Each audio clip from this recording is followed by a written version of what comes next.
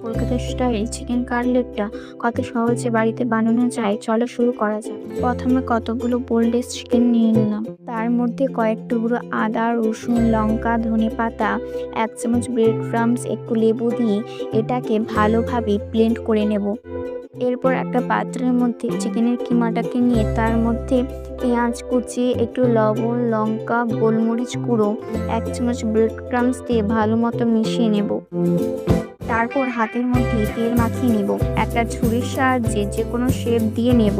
এখানে ডায়মন্ড শেপের করে নিয়েছি। তারপর একটা পাত্রের মধ্যে একটা ডিম ভেঙে তার মধ্যে একটু লবণ ও গোলমরিচ গুঁড়ো দিয়ে ভালো মতো মিশিয়ে নেব। তারপর কাটলেটগুলোকে ডিমের গোলায় দিয়ে তারপর ব্রেড ক্রাম্বসে দিয়ে কোট করে নেব।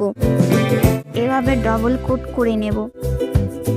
কড়াইয়ের মধ্যে তেল দিয়ে লো আঁচে ভেজে নেব, যাতে চিকেনের ভেতরটা কুক হয়ে যায়।